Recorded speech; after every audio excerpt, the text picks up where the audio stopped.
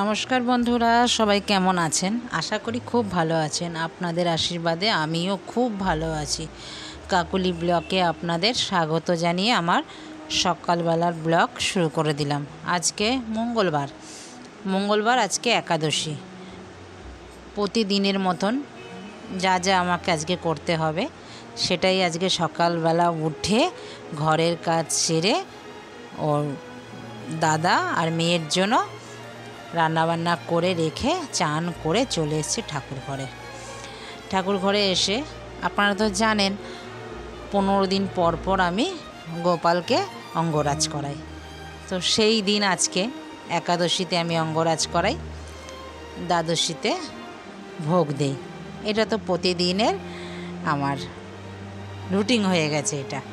তো চলুন আজকে গোবিন্দকে ভালো করে পরিষ্কার করে গঙ্গার জল ঘি মধু দিয়ে চান করিয়ে গোবিন্দকে তার রত্ন সিংহাসনে বসিয়ে দিলাম। সাথে লক্ষ্মীকেও আজকে পরিষ্কার করে নিলাম, লক্ষ্মীকেও বসিয়ে দিলাম। আজকে আপনাদের দাদা বাজার থেকে নিয়ে এসেছে জুঁই ফুল। এত সুন্দর গন্ধ না, পুরো সিংহাসন ঠাকুর ঘর গন্ধে ম হয়ে গেছে। মানে এত যে ভালো লাগছে কি বলবো। বন্ধুরা, আপনাদের কেমন লাগে জুঁই ফুল দিয়ে ঠাকুর সাজাতে? সাথে জুঁই ফুল, সাথে আবার বেল ফুল এনেছে। দুটো ফুলেরই তো গন্ধ মানে অসাধারণ থেকে অসাধারণ। তো আমার ভক্তি সহকারে আর এত ফুল এনেছে, মানে আমি আনন্দেতে গোবিন্দকে আমার মনের মতন করে সাজিয়ে নিয়েছি। কেমন লাগছে আমার গোবিন্দকে আমাকে কমেন্ট করে জানাবেন না বন্ধুরা? আপনারা তো দেখুন, আমার কিন্তু সব সাজানো হয়ে গেছে। বেশ সুন্দর করে গোবিন্দকে সাজিয়ে নিয়েছি। এইবার আরতির থালাটা গোছাতে হবে। আরতির থালাটা গুছিয়ে তারপরে ফল বানাবো। আজকে তো একাদশী জানেন, ফল আমি আজকে আহার করি। গোবিন্দকে যেটা ভোগ দেই সেই ভোগটাই আমি আহার করি। তো এক এক করে সব প্রদীপ, ধূপ, ধুনো, পঞ্চপ্রদীপ, মোমবাতি সব এক এক করে সাজিয়ে নিলাম। সাজিয়ে নিয়ে তারপরে না ফলটা বানাবো। কেন সাজিয়ে নেওয়ার পর ফলটা বানালে না সুবিধা হয়। পঞ্চপ্রদীপের মধ্যে তুলোর দিয়ে দিচ্ছি, এরকম কিনতে পাওয়া যায়। আমি তো লেক মার্কেট থেকে একটা প্যাকেট আনলে পরে বেশি দামও নেয় না, জানেন, খুব সুবিধা হয় এতে। একটা আনি সলতের প্যাকেট মানে তুলোর, আর একটা আনি এই পঞ্চপ্রদীপ আরতি করার জন্য এইরকম তুলোর প্যাকেট। দুটো আনলে অনেক দিন আমার চলে যায়, খুব সুবিধাও হয়। আবার যখন মাঝে মাঝে আবার স্মার্ট বাজার থেকে আমি এই ঘিয়ের প্রদীপ পাওয়া যায়, মানে ঘি আর সাধারণত মোমবাতি মিশিয়েই ওইটা হয়তো তৈরি করে, জানি না ঠিক। ওটাও কিন্তু খুব ভালো। মাঝে মাঝে ওটা দিয়েও আমি আরতি করি, ওটা কেনা থাকে। তো চলুন ফলটা আগে বানিয়ে নিই। আজকে বেশি ফল আনতে পারিনি, দাদা রাত্রেবেলায় এনে রেখেছিল আগের দিন। আম আর কলা, পেয়ারা এইটাই পেয়েছে, আর কিছু পাইনি আজকে ফল। আর ফলের সবজির এত দাম না এখন, কি বলবো আর বন্ধুরা। চলুন সকালবেলা উঠে চা খেয়ে সাবু ভিজিয়ে দিয়েছিলাম। সাবু ততক্ষণে আমার ঠাকুরের কাজ করতে করতে সাবু আমার ভিজে গেছে। এবার সাবু দিয়ে যা যা ঘরে ছিল আমার সাধ্য অনুযায়ী সব আমি গোবিন্দকে সাজিয়ে দিলাম। সাজিয়ে দিয়ে এবার মিষ্টি, তারপরে গোবিন্দর বসার জায়গাটাও করে দিলাম, দুধ দিয়ে দিলাম। এবার চলুন আরতি করব। তো এবার নিবেদন করে তারপরে আরতি করব। তো নিবেদন করলাম, ধূপ দ্বীপগুলো এবার জ্বালিয়ে নিই। এবার ভক্তি সহকারে আরতি করতে থাকি বন্ধুরা। আপনারাও আমার সাথে থাকুন। আর ভিডিওটা যদি ভালো লেগে থাকে লাইক কমেন্ট শেয়ার করতে কিন্তু ভুলবেন না। আর আপনাদের কেমন লাগে আমার এই একাদশী দ্বাদশীর ভিডিও দেখতে সেটা কিন্তু ভুলবেন না জানাতে। তো চলুন এখন আরতিটা দেখে নিই, আরতি দেখার পর ফিরে আসছি আবার।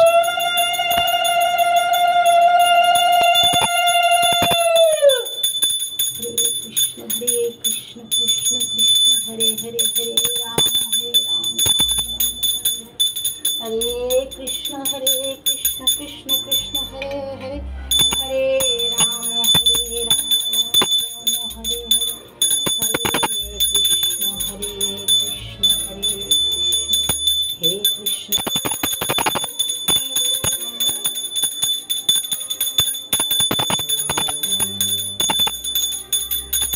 হে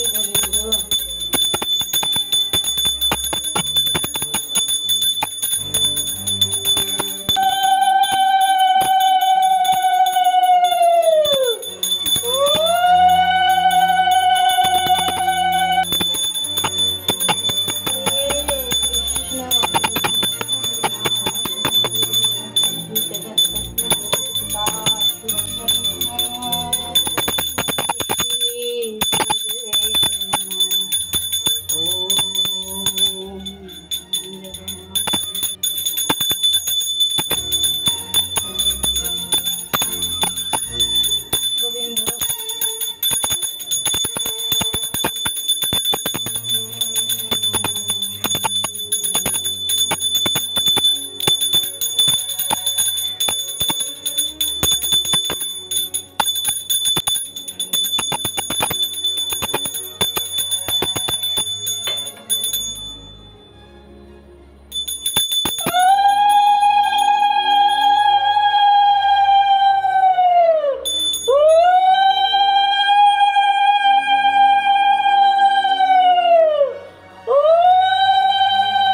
ভক্তি সহকারে আমি আরতি করে নিলাম আর গোবিন্দর কাছে চেয়েও নিলাম আমার বন্ধুরা যে যেখানে আছে সবাই যেন ভালো থাকে আর গোবিন্দ আমাকেও যেন সুস্থ রাখে, গোবিন্দর পুজো যেন আমি এইভাবে করতে পারি।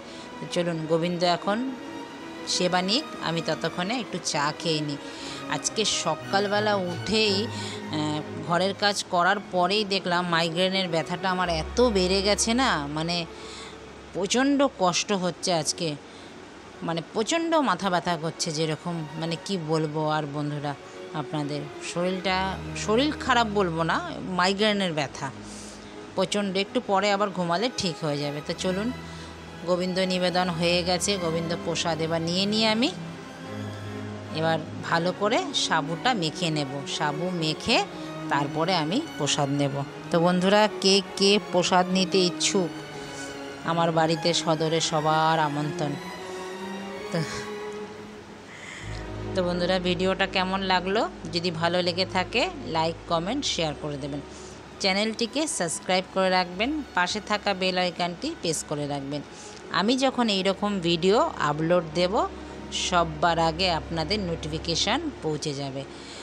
আপনাদের মূল্যবান সময় অনুযায়ী পরে ভিডিওটা আপনারা দেখে নিতে পারবেন। তো আমি এবার সাবুটা ভালো করে মেখে নিচ্ছি, ফলগুলো আলাদা করে নিলাম আর সাবুটাকে এবার ভালো করে মাখবো।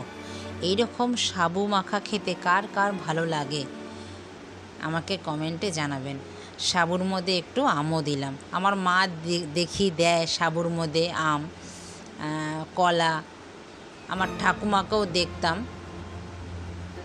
এরকম সাবু যখন মাখতো, তখন তারা যখন অমাবতী করতো, তখন মানে আমার বাবার মামিরা যখন অমাবতী করতো তখন এরকম সাবু মাখতো আর আমাদের বাড়িতে পাঠিয়ে দিত। সেই সাবু মাখা খেতে আমাদের কিন্তু খুব ভালো লাগতো। তারা আবার তাতে কাঁঠাল দিত, আম কাঁঠাল সব দিয়ে মাখতো। আমি আম কাঁঠাল দিয়ে মাখছি না, আমি সাবুটা ওই একটু ড্রাই ফ্রুট দিয়েছি পুজো সেটা, আর কলা আর আম দিয়ে ভালো করে মেখে নেব। মেখে এটাই এখন আমি নেব, আজকের একাদশী আমি এটা দিয়েই সারব। এখন তো আমার মাও অমাবতী করে, তো মাও দেখি কাঁঠাল দেয় না, মা এমনি সাবু মাখা করে। আর আমার মাকে দেখতাম যখন আমরা স্কুলে পড়তাম তখন দেখতাম আমার মা সোমবারে এরকম সাবু মাখতো। শ্রাবণ মাসে যে সোমবার, 5টা সোমবার আমার মা এরকম করে সাবু মেখে প্রত্যেকটা সোমবার আমার মা পুজো করত। মার থেকেই এইসব পুজোগুলো আমাদের শেখা, 2 বোনের। তো চলুন আমার সাবু মাখা হয়ে গেছে, আমি নেই, তারপরে একটু রেস্ট নিয়ে চলে এসেছি সন্ধে পুজো দিতে। সন্ধে পুজো দিয়ে দিলাম। এবার চলুন আবার একটু চা খাবো, চা করব। তো বন্ধুরা, ভিডিওটা আপনাদের কেমন লাগলো? যদি ভালো লেগে থাকে লাইক কমেন্ট শেয়ার করে আমার পাশে থাকবেন। দেখা হচ্ছে পরবর্তী ব্লগে। ততক্ষণে সবাই ভালো থাকবেন, সুস্থ থাকবেন। আর ভিডিওটা কেমন লাগলো অতি অবশ্য কিন্তু আমাকে কমেন্ট করে জানাবেন যে আমার পুজো দেখতে আপনাদের কেমন লাগে। তো ভিডিওটা এখানেই আমি শেষ করছি। দেখা হচ্ছে পরবর্তী ব্লগে। গোবিন্দ এখন বিশ্রামে থাকুক। নমস্কার, টাটা।